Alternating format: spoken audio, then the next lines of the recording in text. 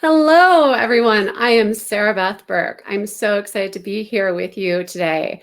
My guest coming up very soon is Shelley Nadel, and she has a very interesting background in the sector of financial planning. Now, when I talk about hybrid professionals, because that's the focus of my research and what I study, and it's amazing that hybrid professionals are literally in every sector and industry. I've met physical therapists who are hybrids. I've met designers. I've met entrepreneurs. So today we're moving into the financial side. And if you haven't met me before or know about my research, I wrote the book More Than My Title, The Power of Hybrid Professionals in a Workforce of Experts and Generalists.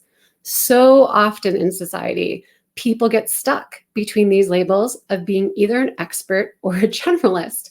Which one do you choose? Because so many people are somewhere in between. They have a lot of knowledge about a lot of different things, and they're experts in it too. It's not like they're just dabbling. So trying to express this has really become a pain point I've noticed across a lot of different professionals. And as they change jobs and grow their career, and they just gain more professional identities, that question, what do you do, really becomes a sticking point. I was experiencing that myself as I went from being a teacher into more of an innovation strategist and now into this researcher. I didn't know how to express to people how all my different sides and identities fit together. What I learned when I did a deep dive into this is that people can be the sum of their different identities. Actually, intersectionality is what's happening. I call that being a hybrid professional. When you integrate your different professional identities together, you are something bigger. You are weaving things together into an altogether new identity. That is very exciting, and it's groundbreaking for the workforce. So if you are someone who's been wearing a lot of hats, calling yourself multi-talented or a multi-potentialate or a slash, this is a conversation you're going to want to hear, because I talk to so many different people to uncover their stories of what it's been like on their journey in their career, wearing different hats and how they fit them together. And oftentimes you hear, how do people express this to make sense? Because ultimately, at the end of the day, we are all just trying to stand out and be known and seen for our truest self, and not just hidden under all these job titles that don't mean anything. So without further ado, I'm going to bring Shelley up to share her story. It's going to be a good one. Here we go.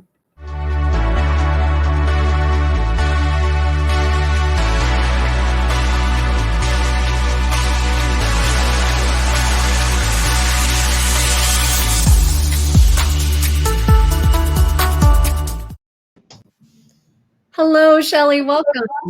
Hey, Sarabeth. Great to be here today. Yeah, I was really looking forward to this.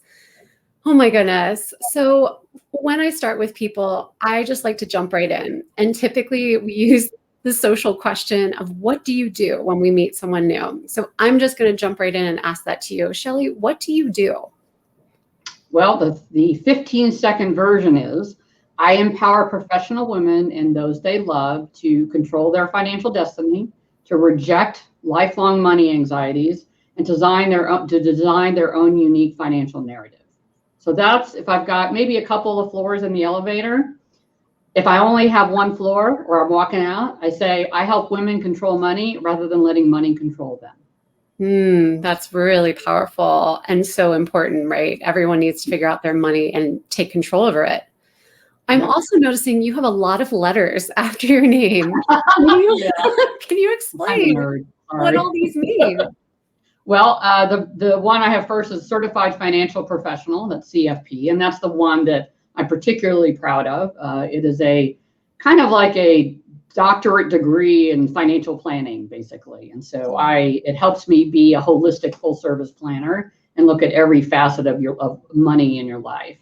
I'm also, CLTC is a passion of mine. It's long-term care planning. So I talk to a lot of baby boomers, children of baby boomers, children who are going to be baby boomers, who are baby boomers, and I help them do long-term care planning, not just the insurance piece, but the entire part of it, and how it protects their retirement. And then LUTCF is an insurance license, an insurance designation, and I'm really proud of the fact that I'm not just an investment person. I'm a full-service financial planner. So I do a lot of insurance strategies, whether it's for protecting your life or protecting your estate or whatever it is, in addition to all the investment strategies. So that's what the letters mean. So. Well, it's impressive, and it's quite a journey to get all those different certifications. It's long. It's a long title. Yeah. It's long, and I think your friend Julia is watching, so she's saying hello to you this morning. Yeah, Julia. Julia's great. She's on my Elevate board, actually. So. Oh, awesome. Yeah, so to give a little backstory, you and I met at an online event through the Elevate Network, which is a national network for professional women to get professional development and to meet each other and to honestly share expertise in all these different fields. So I think you heard me speak, and I was sharing about being a hybrid professional in my research. Tell me what stood out to you, what came up, and why did you want to join me on LinkedIn today? Well, Sarabeth, I am a big believer in serendipity. And when you said hybrid professional, it was like this big light bulb when I was like, oh my God, I've been that my whole life, but I didn't realize it. And here's this woman talking about it and putting a term to it. And so I just knew that you and I had to connect. I related to it so much. It's like you were speaking to me. So that's basically why I immediately went, oh, let's talk. Here I am. You had never heard the term before, right? Never, ever heard the term hybrid professional. No. And so what did it mean to you when you heard that? What came up for you? Well, it really spoke to me because I've always been this combination of skill sets and views on the world. I've always been a little bit eclectic, a little bit different, never wanted to fit in the mold. And I've had lots of careers in my 40-something years of being in professional life. And never reveal your age. And so I've done so many different things, and particularly in my career now as a financial professional, which I've been in for going on 14 years now, where I am constantly, it's a push and a pull. So there's this traditional model of what a financial advisor is. And there's me that doesn't really fit that model very well. And because I look at it, the industry and the profession a little bit differently than most people. And so I feel like being a hybrid professional is being able to accentuate what you do really well and put it into even a new environment where you never were before, like myself 14 years ago. And to be able to make both sides of yourself work and to really thrive and accept those roles in yourself. It doesn't mean you have to fight against them all the time. You can really incorporate all the roles together. And that's what it meant to me. Shelley, I'm getting chills literally right now because you said that so perfectly. Oh, thank you. Yeah, phenomenal. I think it landed. You understand this concept without even knowing it existed, and you've been doing it in your work. And I love what you were saying about, the industry of financial planning or financial professionals looks pretty straightforward, right? I think most people from the outside, myself included, would just say, okay, I understand what you do. You do financial support. But truthfully, you are bringing a lot of other things to the table. You said you're very unconventional with how you do it. And that's where the hybrid twist comes in, that you're breaking against the mold. Can you tell us how you're breaking out of the mold of the financial planner or financial professional title?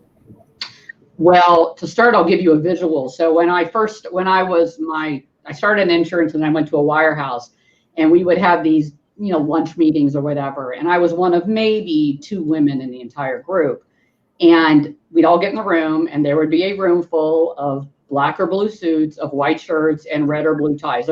Sometimes there was a guy that broke out in more purple or lilac, and I was like, oh, I'd always compliment them. But basically it was the same basic stuff. So I would always make sure that I wore a colorful dress, red or pink or orange or something that stood out, because I always wanted to be that person who was noted that person was different. So the first thing that I do, I think that not all advisors do, is I speak English. And I don't mean that in any kind of racial tone. What I mean is the fact that I have lots of technical knowledge. Okay? Mm-hmm. Honestly, a lot of that is boring. It bores even me sometimes. And so I don't want to sit there and try to throw out terms. I'll give you an example. In my industry, we talk about alpha. Okay. Now, those of us who were in the Greek system know alpha is the first letter of the Greek alphabet, right? Well, alpha in financial terms means above the norm, basically, extra performance. Well, just say that. Just say more performance. Why can't you say the alpha or the beta, all that stuff. And all these terms, I just don't use them. I mean, that's probably the first time in a month I've said the word alpha other than talking about Greek stuff. So I think that that's a piece of it. I'm obviously I'm not stuffy, be accused of many things, but being stuffy and boring is not one of them. And I just engage people. I love hearing people's stories. I love it. And I think that's one reason why women are really good in this profession, because we love hearing stories. And I listen to what they say, and then I take that, and I don't come into a meeting knowing what I'm going to recommend. I literally have no idea meeting a meeting. Everybody's unique. Everybody's different. There's no cookie cutters. Yeah. I just think you can relax around me. You know, I'm not taking myself too seriously. I'm taking your money seriously, but I'm not taking it. So, you can relax and be honest with me. And so I think that's a big part of it. Yeah, so I'm hearing a lot about your style, really clear like context clues of how you show up, what you're wearing to kind of change the energy. And I do think this language piece, I hear quite often in my research with hybrids, they're amazing translators. They can understand one or more disciplines very, very well, but then bridge that gap so a different industry or group can understand what the other group means, right? Being that go-between. And that's really important, I think, because you're translating these crazy financial concepts for people like me, where I don't know what alpha is. I just want my money to work. That's why I'm talking to you, or it would be. Exactly. I think this is good. I want to keep going on this point of uniqueness. Because I actually gave a talk one time to a group of women that are in the financial planning sector. And they were all trying to understand how to convey that they weren't just CFPs. They all had a different way and a special sauce, but that's really hard to demonstrate. And you were referencing a new vision of something you're about to do, I think, with your financial professional services. So tell me about this new hybrid model you're heading into. So, I think most people have gotten in their mail over time, they've gotten the traditional steak or salmon dinner. It always looks really good, by the way, beautifully cooked salmon or gorgeous steak. And you go there and there's a dinner. Of course, this was pre-pandemic. Okay. You go, there's a dinner, and then someone gives a presentation on PowerPoint slides on a screen, and then they talk about a product. And if you want to meet with them, you do it. Pretty traditional. I tried that once or twice because I was told to kind of go that route. And then I'm like, nah, this is just not working. It's not working for me. It feels way too stiff. And so I actually am launching a program called Food and Finance with Shelley. You can actually go to that website, foodandfinancewithshelley.com. However, there's literally nothing on it. So we are pre-launch, but I just want to put it out there, maybe bookmark it, and then 3 months, see it. And what this concept is, I got the idea because I did a virtual cooking class for the women in my synagogue, actually. Kosher chicken pot pie. It's really good, by the way. So if you want the recipe, let me know. And I did it. And I mean, I wasn't, a professional stuff. I had fun. I love the recipe. My kids love it. I was talking to friends, and it was really a blast. And right after that, I started thinking, wow, how do you this was really interesting. I didn't realize I had this piece of me. And then I was with a group of peers, and someone said food and finance, and it was so funny because every time I've used that phrase and said, people that know me are like, oh, they all have the physical reaction. That is so perfect. So the concept is taking recipes. The first one will be like a stir fry with basic ingredients, and taking cooking lessons and combining them, merging them with financial lessons and making connections. So basic ingredients, basic financial principles, being flexible, being in your food, being flexible in your finance, having a recipe, using an advisor, all those kind of things. And so I am super jazzed about it. And of course, I've got to practice with the, cutting everything and not chopping my finger off and all that, but which can be a little challenging. But I'm thrilled. And the thing about it that fits my personality the best is that I am really confident nobody else is doing this. If they are, I'll start crying. But no one's going to do it like I will. So it's going to be a blast, and it's really going to be a great, not only marketing, but a great kind of branding thing for me. So I'm thrilled. Well, I can see how much you're lighting up, and we're getting messages. People that are watching, Erica said, so exciting for you, Shelley. Someone else wrote, brilliant. So it's already resonating. I think you're on to something. And it totally illustrates hybridity, right? You are taking one of your passions, something that maybe people don't even know about you, this side that you love to cook and you're great in the kitchen, and you're merging that with your financial knowledge and demonstrating both of them by using, like you said, flexibility in the kitchen, flexibility with your finance, and finding these metaphors and analogies between two things. People never put food and finance together until you did. That is incredible. Wow. So let's talk more about your identities, because you've got all these letters after your name. You've got this food side, this finance side. But what are the professional identities you feel you have? Like, how do you really speak about yourself? Does that question make sense? Well, I think there's a lot of different pieces of me. I'm an academic. Clearly, I got lots of letters after my name. Okay, I was always a brown-nosing student, first to volunteer for stuff. So I've always been intellectual. I always want to learn and bring on new skill sets. I feel like I'm always learning. And I try to fight against the female tendency, I think, to want, well, I've got to know more and more and more. I have to know every single thing about something. Yeah. I was able to quickly dispel that image of myself when I started in this industry, because there's no way to know everything. So I think there's that piece of it. But there's also a lot of, part of it's, I'm a mom, and I have I genuinely care about people. And so when I have a woman in front of me, early on, I had a woman come to me, and she kept telling me how she was ashamed. And in her, she had what honestly was a really small credit card debt, but to her, it was really big.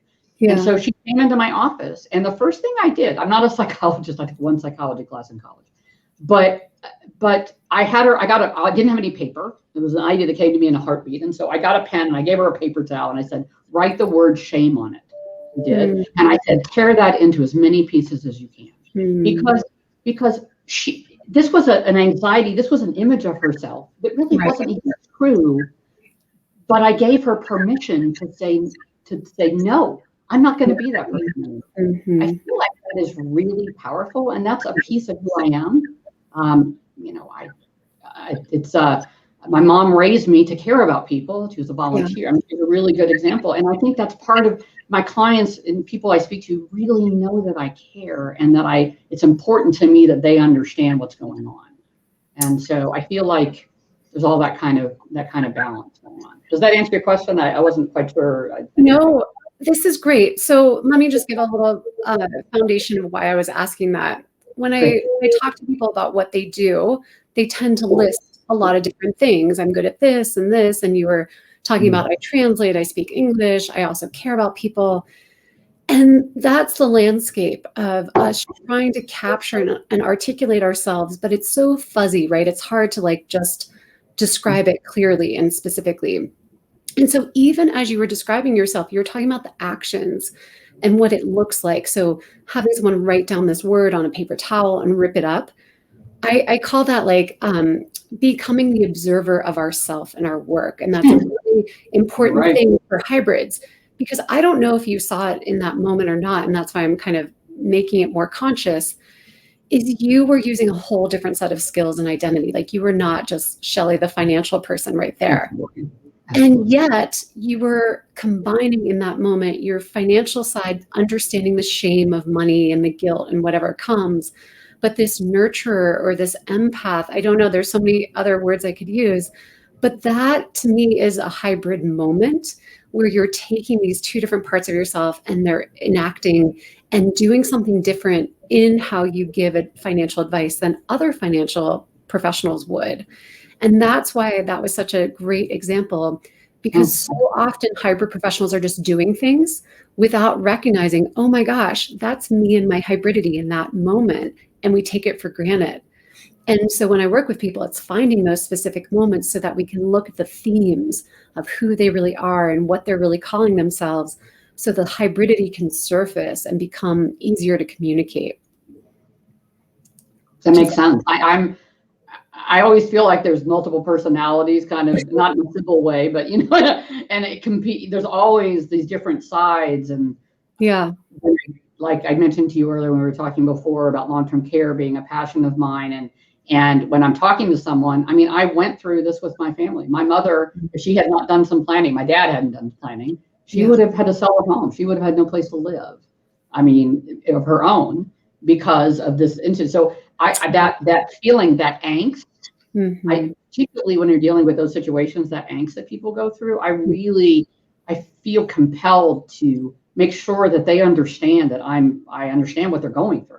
Right. And so, and I think, like I said, this is a relation. I think of what I do and how I make a difference for people is in a relationship. It's really a partnership. And so to just sit there and recite numbers and give charts and all that stuff, again, not only is it boring and very typical, as we established, I'm not boring or typical, but also it doesn't really get to the heart of what they need. They need to know they're going to be okay. Yeah. They need to know their children. They need to know they're not going to outlive their money. I mean, they need to know. And a lot of that is just empathy and listening. Yeah.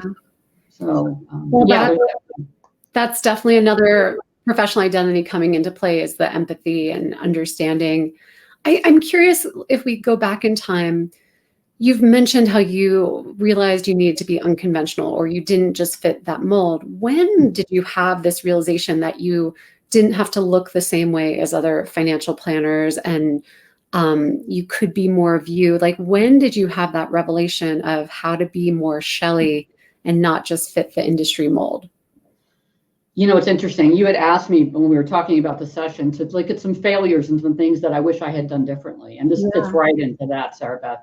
Perfect. So when I spent a lot of time in the beginning trying to figure out and trying to do, you know, whether it was making cold calls, whatever it was, trying to fit the mold. And honestly, I didn't do very well. I mean, I hung on, which is unusual in my industry, but I did not do well and I didn't feel good. I also made a lot of excuses for myself. So I was an adult, but I made excuses and kind of lied to myself a little bit about all the work I was doing. So fast forward to, I had left the wirehouse. It was a very bitter divorce. Okay. It was not a pleasant leaving. And I was running away from that kind of institutional, but I didn't know what was going to happen. And I met a guy, super successful, totally unconventional, wears Hawaiian shirts and shorts to work. Okay. Radio show. I mean, really could not have been more different. And he said to me, he knew me for 20 minutes. And he said to me, we were talking, my husband works for an oil and gas company, that big companies have to put you in a box. Corporations have to have a box. And within reason, you can't have every person doing their own thing. He said, but Shelley, you don't fit in a box. And honestly, that was the first time, it sounds crazy, because I was 40, I was like 52, 53 years old. And that was the first time that someone articulated professionally what the problem was. And then later on, I was telling the story and I said, you know what? It's not that I'm pushing against the box. Yeah. It can't hold me. Like literally, there's not a box for me. Yes. And that was when I gave myself permission to be the person I want to be. And you know what? We doubled in business last year because of it. I mean, really, I know it's crazy in the pandemic. I know who thought people had money issues, so they want to talk to someone. But I mean, once I gave myself that freedom, and again, this was only 4 years ago, I was just empowered to do pretty much anything that made sense to me, that, make sure the industry and all the compliance issues, but that was different from everybody else. So I think that was really the moment. It was sitting in his office, and, it took me a long time to really accept that. You just hit one of my favorite points, which is this idea of permission. Like, literally, the people I've talked to have never heard they can just be themselves or know how to integrate the different parts into their work. And then look at the results that you achieved. You attracted more clients. People saw you. You doubled your business. That's insane. It was crazy. All on Zoom with my cats walking back and forth. Right. And the other thing I heard you say, too, is this idea that you defy labels. I mean, in your words, you talked about there is no box that you fit in. And that is 100% what I hear again and again. We don't have the language to even describe who we are, because we're this whole new combination, and it just, there isn't vocabulary. And when you can accept that and just be like, fine, I don't fit in a box. I'm just me, and I'm going to do what I do. That is huge for hybrids. The next level for some hybrids is helping them figure out what new way they want to design a title for themselves. Like, I call myself a creative disruptor, just to start with that part of like who I am. But not every hybrid needs a hybrid title. And so I'm just really proud of you. And then also excited that you've embraced just be the sum of your parts, forget the silly boxes. Yeah, people told me, I had someone that's really funny. I mean, I have the kind of personality, and you're not ambivalent about it.